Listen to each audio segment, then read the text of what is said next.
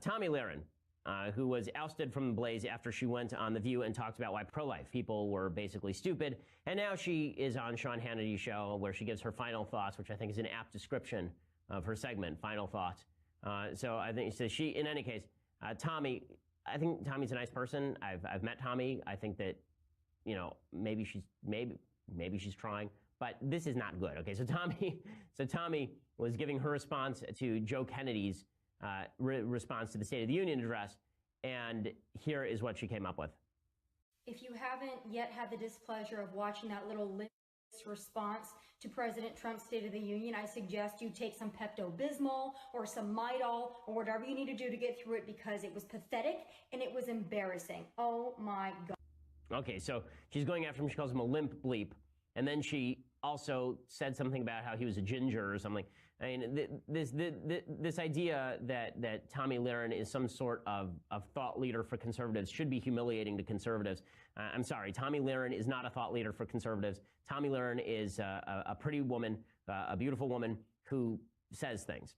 I mean, that's it. That's it. And she says inflammatory things, and if people resonate to that, it's because people have a short attention span, but Tomi has bragged about not reading books, okay? One of the reasons you need to read books is so that you have better response to Joe Kennedy than just that he is a limp bleep ginger, okay? You need some actual content as to why you think that he's wrong. Otherwise, we're not having arguments. We're just insulting each other, and it's just, I hate this kind of stuff. I really, really do. I think that, you know, listen, I'll drop insulting language every so often, but nothing of that magnitude, and I attempt to support my arguments not with insults, but with actual data. Conservatives, if you're a young conservative and you're looking for somebody to look up to, I'm not saying you have to look up to me. You don't. There are plenty of people to look up to. All I'm saying is that you should probably steer away from the people who do this kind of stuff. Just read a book. It's not worth it. This is good. Ben, my girlfriend is a big Milo fan who hates you. How do I fix her? First of all, have her watch a tape from Joe Rogan. You don't have to have her watch him defending molesting people tape. But I mean, what I would say about Milo's shtick is that Milo is somebody who is very much driven by a desperate need for attention. I've been making very clear for years that I think that this leads him down some pretty dark roads into associations with some people who I think are very bad for conservatism. I don't think he has a thoroughgoing worldview other than just to be a troll and gain attention. And it doesn't, you know, I'm not surprised a lot of Milo fans are not fans of mine, because I've made very clear that I have an affirmative worldview that I stand up for, whereas I think that Milo can basically be classified as anti-left rather than as conservative per se. Like, if you asked Milo, what would you do in government, it would all be stuff that was anti-left, I think. But I don't think he thinks about any of that stuff anyway. I don't think that Milo is a big reader. I don't think Milo is somebody who spends a lot of time with ideas. Now, it's not ripping on his intellect. I think Milo seems to be a smart guy.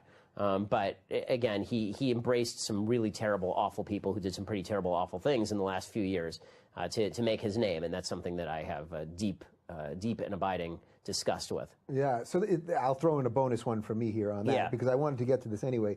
Where do you draw the line on who you can interact with or talk to? So, for example, I've done Alex Jones' show, and my feeling, and I got a lot of shit for it, but my feeling was, well, it's live, they're not editing me, and if I can talk about the things that I care about, well, I might just get some of those people to come here and start hearing new ideas and all that. So that's my general policy. Sometimes I sit, you know, I've had other controversial people like Stefan Molyneux and a slew of other people, probably on both sides, that people don't want me to talk to.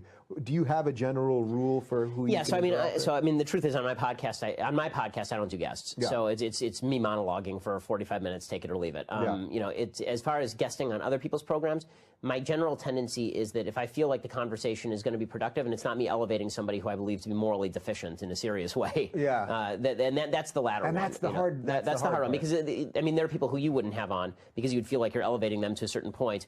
You know, I have the same issue, but my you know, kind of white list may be a little bit broader, just because, you know, my ideology is a little bit more well defined in some ways. To be debating Milo, I haven't heard anything about that lately. So the answer is no, I won't be debating Milo. The reason I won't be debating Milo is because he's a coward. And the reason he's a coward is because 3 weeks ago, first of all, somebody, I think it was Dave Rubin plus Steven Crowder, they both offered to host a debate between me and Milo on the alt-right and Donald Trump. And Milo went totally silent. And then he blamed Breitbart News for telling him not to do it. A couple weeks later, he then said, fine, I'm willing to do it now. And he emailed me and he emailed Dave Rubin. And he emailed, all the people involved, and he said, let's set this up. And within an hour, I had my assistant email back times, right? And he said within the next couple of weeks. No response. Nothing. Right? He says, I'll get back to you. No response. For a week. For 2 weeks. For 3 weeks, right? And then I email him again, last week and a half ago, and I said, okay, well, I'm holding these dates open, and I'm not going to keep holding dates open, so are we doing this or not? No response. No response because he's chicken. Because he's chicken poop. Because he is a coward. Coward, he's an intellectual coward. It's very easy to go on campus and fight against Triggly-Puff social justice warriors with an IQ of 7. It's really not difficult. And it's also really not difficult to lie to college students about what is good and true because they haven't studied the issues. It's also not difficult to gain attention by doing silly stunts. And they're fun. I watch them. They're fun. But when you do those things and you then spoon feed on top of it alt-right white nationalism and pander to some of the worst people on earth and encourage college students to do the same, it's really terrible. I don't have to reiterate my criticisms of Milo here. Suffice it to say, he's intellectually shallow. The offer's off the table. I don't waste my time holding dates open for my intellectual inferiors who are too cowardly to debate me. To initiate conversations, then blame me for backing out of the debate that they back out of because they have no stones. No, I'm gonna, you want to what? No, people asked me about this at Texas Tech. This is a very, look, this is a very weird situation that happened, right? I didn't reply to an email for 2 weeks because I'm busy and I was doing stuff like this. No word of it. I'm not bullshitting it. I'm not bullshitting it.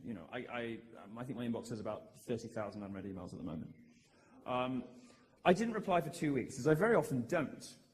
And then I hear that Ben has published a video saying I'm a chicken and I won't debate him, which I never said. We hadn't fixed a date yet. I wonder whether it's because he decided he didn't want to do it in the end or whatever, but the invitation is open. Bring it, Ben.